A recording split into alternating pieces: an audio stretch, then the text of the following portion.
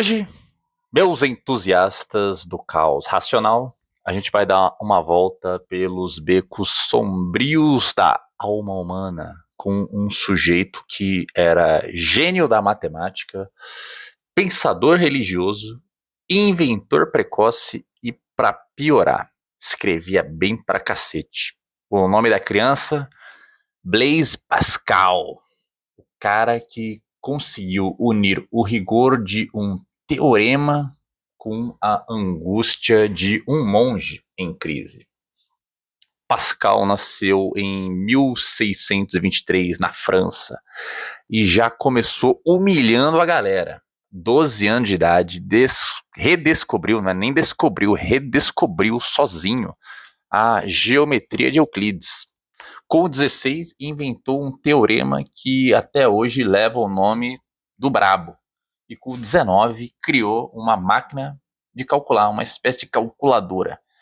Enquanto você ainda está tentando entender como é que declara imposto de renda, irmão, o Pascal já tinha revolucionado a matemática. Mas o doido é que esse gênio, né, desse raciocínio exato virou um pensador trágico, um sujeito atormentado pela miséria da condição humana, que olhava para o infinito e sentia um buraco no peito.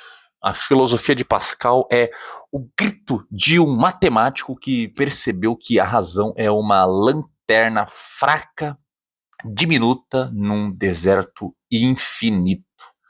Pascal viveu numa época de turbulência política, científica e religiosa. Era o tempo de Descartes, de Galileu, da reforma e da contra-reforma. Mas enquanto Descartes acreditava que a razão podia nos dar certezas absolutas, Pascal olhava para a mesma razão e dizia: ela vai te deixar na mão quando você mais precisar. Sua obra mais importante, Os Pensamentos, é um amontoado, no bom sentido, de fragmentos, anotações, epifanias e desabafos. É como se você abrisse o caderno de um gênio em crise espiritual. E o que emerge desses pensamentos é uma visão profundamente ambígua da condição humana. Para Pascal, o ser humano é uma contradição ambulante, metade lama, metade anjo, capaz de feitos sublimes e de abjeções grotescas, perdido entre o nada e o infinito. Um ser que busca sentido, mas vive cercado pelo absurdo.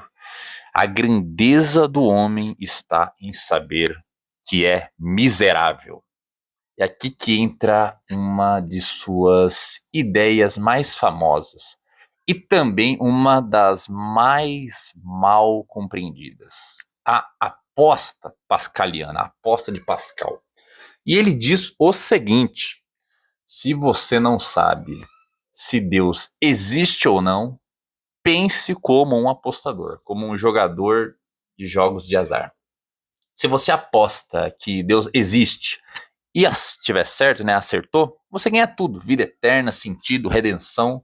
Se estiver errado, perde pouco, né? Perde pouco, né? Você apostou no cara, o cara não existe, beleza, perdeu, né? Não teve a melhor vida terrena, mas perdeu pouco. Agora, se aposta que ele não existe e errar, perdeu tudo, perdeu a vida eterna, perdeu a redenção, perdeu o sentido. Né? E não é uma prova de Deus, né? Muita gente acha que isso, nossa, olha só que prova patética, argumento do Pascal, né? Isso não é uma prova, é um cálculo de risco. É a filosofia vestida de estatística, né? Um matemático tem que utilizar da matemática também, né? Até mesmo para sua filosofia. E Pascal sabia que isso soava frio demais, então ele complementa. O coração tem razões que a própria razão desconhece. Ou seja, não dá para viver só com lógica. A fé, para ele, não é irracional, é suprarracional. Pascal era profundamente influenciado pelo jansenismo, uma vertente católica mais rigorosa, que pregava a miséria do homem e a necessidade absoluta da graça divina. Ele via a vida como uma tensão permanente entre o orgulho e o desespero, entre a razão e a fé, entre o mundo e Deus. E aí que entra a dimensão mais brutal da filosofia pascaliana. Não há fuga da angústia. O homem moderno, segundo Pascal, tenta fugir do vazio com distrações. O trabalho, jogatina, poder, vaidade. Mas tudo isso é uma anestesia, né? É um torpor contra o fato de que somos finitos, frágeis e desorientados. Ele dizia que todos os males humanos vêm de uma única coisa: a incapacidade de ficar quieto, sozinho, num quarto. Isso é genial e assustador, porque no silêncio a gente se depara com a pergunta sem resposta: por que caralhos estamos aqui? Pascal não oferece alívio fácil. Não é um estoico te dizendo para aceitar a dor, nem um existencialista moderno te empurrando para a liberdade. Ele te olha nos olhos e diz: você está perdido e precisa da graça.